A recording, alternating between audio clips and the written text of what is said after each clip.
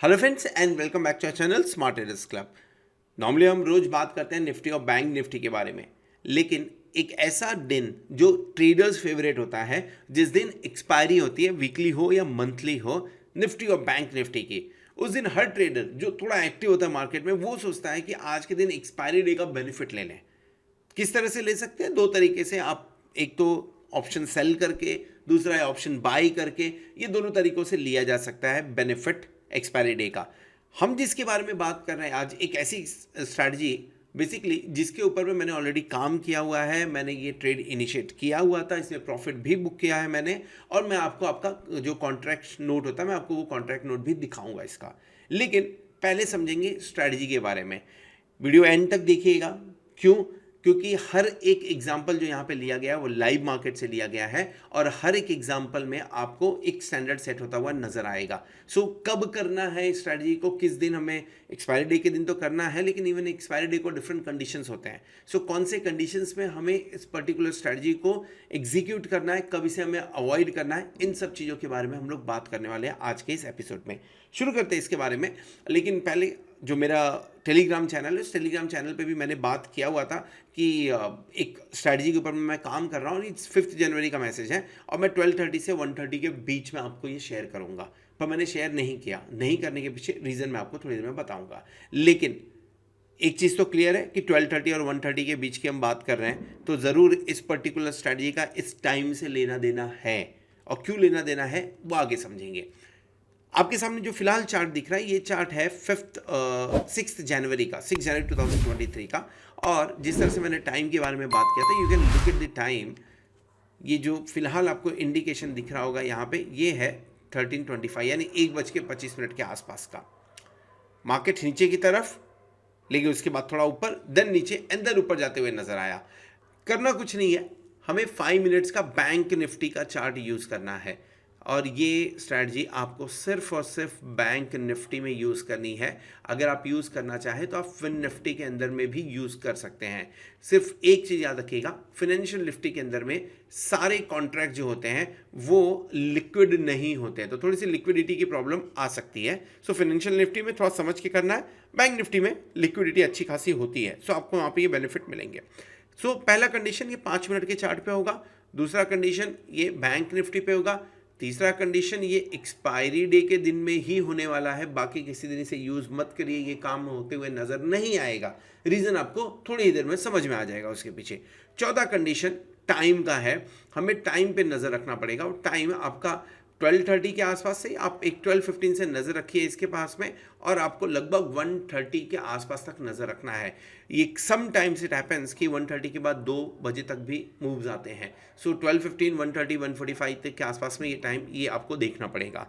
And fourth important चीज़, ये time से related क्यों है, क्यों एक्सपायरी के दिन में देखना है, उसके बारे में मैं बात कर रहा हूँ। This is another example.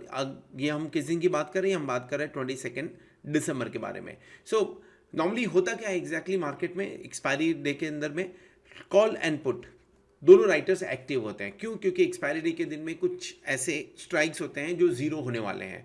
So call पे अच्छी खासी राइटिंग हुई रहेगी, पुट पे अच्छी खासी राइटिंग हुई रहेगी, लेकिन मार्केट अगर अनएक्सपेक्टेड मूव दे देता है, अगर किसी भी डायरेक्शन में मूव कर जाता है, मान के चलिए मार्केट ऊपर की तरफ जाना चालू हुआ। अब कॉल राइटर पुट राइटर्स दोनों है।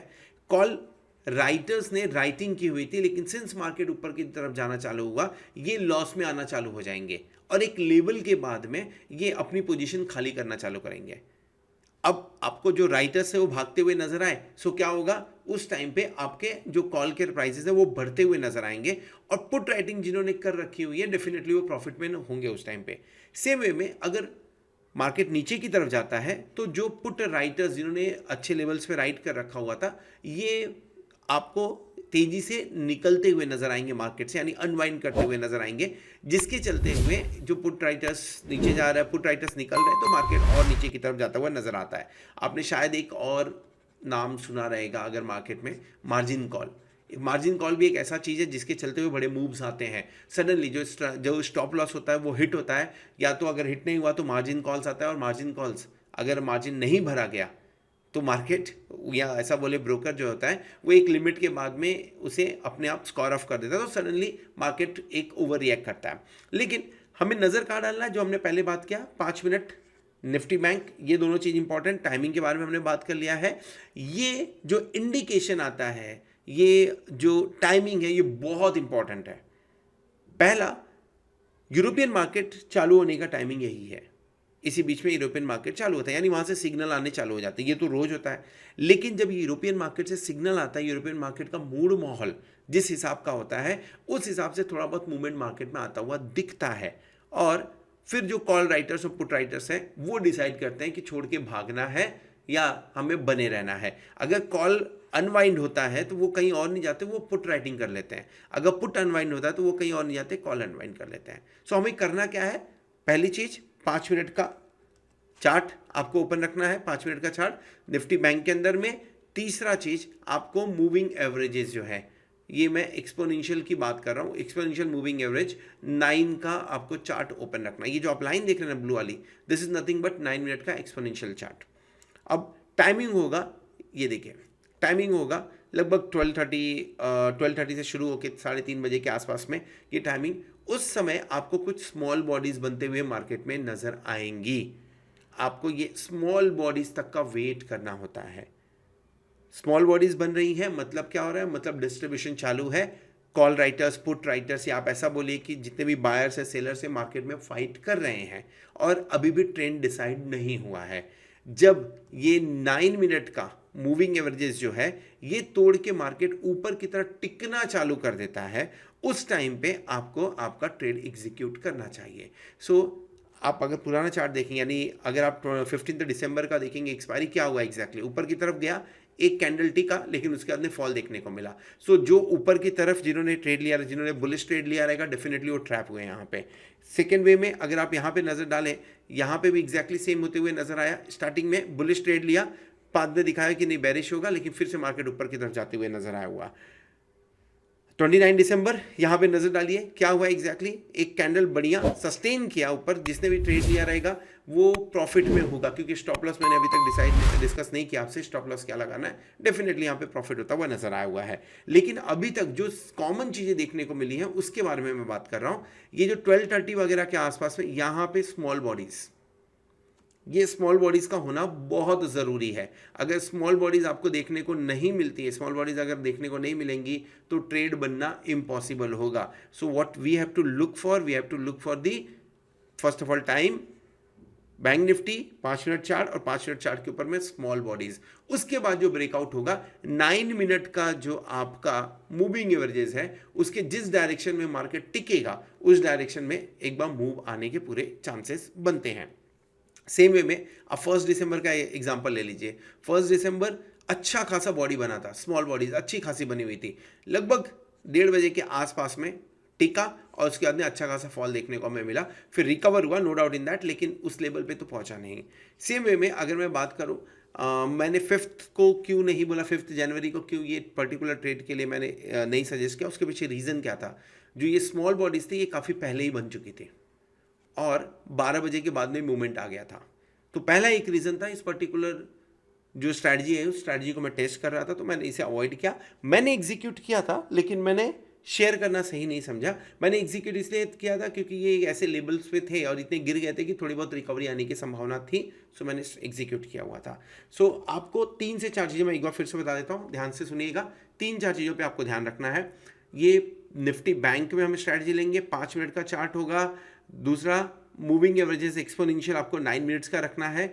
तीसरा, आपको टाइमिंग पे बहुत ज़्यादा ध्यान देना पड़ेगा। 12:30 से 1:30 के बीच में आपको स्मॉल बॉडीज देखने को मिलती हैं। अगर स्मॉल बॉडीज देखने को मिली तो आप इसे एग्जीक्यूट कर सकते हैं।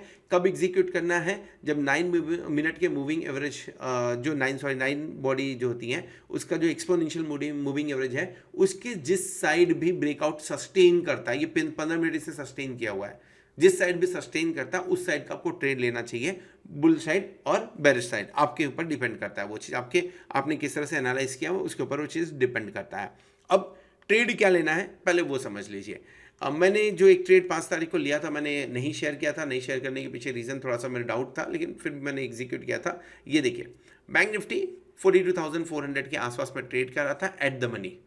एट द मनी मैंने बाय किया था एंड उसी टाइम पे मैंने 42,900 का कॉल ऑप्शन यानी डीप OTM मैंने सेल किया था। अब एक क्वेश्चन जो दिमाग के अंदर में बनेगा कि यार ये सेल करने की बात कर रहे हो तो मार्जिन तो बहुत ज़्यादा लगने वाला है। मैं वो भी आपको डिस्कस करूंगा। मैं आपको लाइव पोर्टल पे लेके जाता हूँ। लाइव पोर्टल के ऊपर मैं आपको एक बार समझाने की कोशिश करता हूँ एग्जैक्टली हुआ क्या है। उसके लिए आप सिर्फ दो चीज़ें याद रखिए। 42,400 का कॉल ऑप्शन था, हमने लिया कितने में था, 104 रुपये में। 42,400 का जब हमने सेल किया, सेल कितने में किया, लगभग 195 रुपीज़ में। 42,900 का कॉल ऑप्शन हमने 13 रुपये 50 पैसे में बाई किया था, सेल किया था, और 60 पैसे में हमने खरीदा था। Let's go to the portal और उस पोर्टल पे समझने की कोशिश करेंगे कि इस तरह का इसमें आपको रिस्क एंड रिवॉर्ड रेशियो मिलता है। सो हम लाइव पोर्टल पे आ गए हैं और मैं ये जो लाइव पोर्टल आपके सामने यूज़ कर रहा हूँ ये एलिस ब्लू की तरफ से प्रोवाइड किया जाता है। ऐसा नहीं है कि मार्केट में ऐसे कोई और पोर्टल्स अवेलेबल नहीं है, लेकिन बाकी सारे पोर्टल्स जो हैं, बाकी सारे जो वेबसाइट्स हैं, वो आपको 1000 रुपीज़ से लेके 800 रुपीज़ तक पर मंथ चार्ज करते हैं ये सेम बेनिफिट देने के लिए। मैंने एलिस ब्लू पे शिफ्ट किया हुआ है और उसका शिफ्ट होने के पीछे सबसे बड़ा रीज़न ये है जो मैं आपको बताने जा रहा हूँ। सो अगर आप एक रिटेल ट्रेडर हैं, रिटेल ऑप्शन ट्रेडर हैं, तो आपके पास में ये टूल्स होना बहुत ज़रूरी है। क्यों? क्योंकि समटाइम्स अपने दिमाग में एक क्वेश्चन आता है कि मैं ऑप्शन अगर मैं सेल करता हूँ, ऑप्शन अगर बाय करता हूँ मैं, तो मुझे कितना मार्जिन पे करना पड़ेगा, मेरा प्रॉफिट कितना हो सकता है, मेरा मैक्सिमम लॉस कितना हो सकता है। ऑन दैट बेसिस हम डिसाइड कर सकते हैं कि हमें ट्रेड कौन सा एग्जीक्यूट करना है।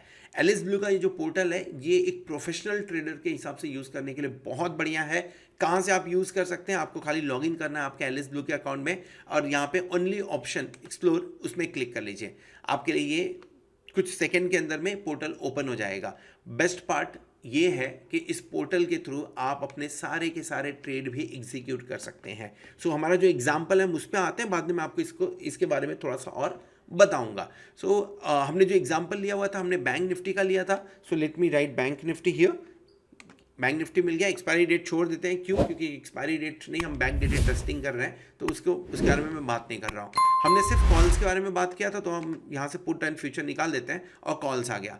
क्या लिया था एग्जैक्टली हमने 42,400 हमने बाय किया हुआ था। And at the same time हमने क्या सेल किया था, कॉल सेल किया था 42,900 के आसपास का। So you get this drop down menu here. आप इस ड्रॉप डाउन मेनू को यूज़ करके प्रॉपरली उस पर्टिकुलर स्ट्राइक पे जा सकते हो। 42,900 का क्वांटिटी लगभग 125 के आसपास की बाई थी और 125 के आसपास की सेल थी।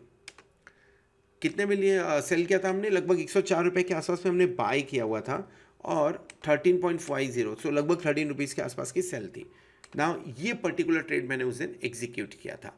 अब आप इस पर ध्यान से देखिएगा क्या दिखता है। मार्जिन कितना लगा, 1,05,472। कितने लॉट है, लगभग 5 लॉट के आसपास में है। सो पहला क्वेश्चन जो लोगों के दिमाग में आता है कि अगर मैं ऑप्शन बेचूंगा तो बहुत ज़्यादा मुझे वहाँ पे मार्जिन लगने वाला है। बट ये पोर्टल आपको क्लियर कट इंडिकेट करता है 5,67,000 के आसपास का आपका मार्जिन बेनिफिट हुआ। मैक्सिमम लॉस 11,375 रुपीज़ का पॉसिबल था और मैक्सिमम प्रॉफिट 51,125 रुपीज़ का पॉसिबल था। यानी जो मेरा रिस्क एंड रिवॉर्ड था 4.1 एंड 1 के आसपास, यानी आप ऐसा बोलिए 4.5:1 के आसपास में मेरा प्रॉफिट होने के मेरा इसके अंदर में रिस्क रिवॉर्ड रेशियो था। प्रोबेबिलिटी ऑफ प्रॉफिट कितना था, 26.3%। और ये एक रीज़न था जिसकी वजह से मैंने शेयर नहीं किया था ये पर्टिकुलर ट्रेड। रीज़न ये प्रोबेबिलिटी ऑफ प्रॉफिट का ये, और मैंने इसलिए एग्जीक्यूट किया क्योंकि मुझे मालूम था इस लेवल पे शायद नहीं टिकेगा बैंक निफ्टी, और अगर हुआ भी, अगर मान के चलिए टिक भी जाता है तो मेरा सिर्फ और सिर्फ 11,375 का लॉस होगा। ब्रेक इवन पॉइंट यानी किस पॉइंट के ऊपर एक्सपायरी होगी तो मुझे प्रॉफिट होगा, 42,494। बहुत ही सिंपल स्ट्रैटेजी।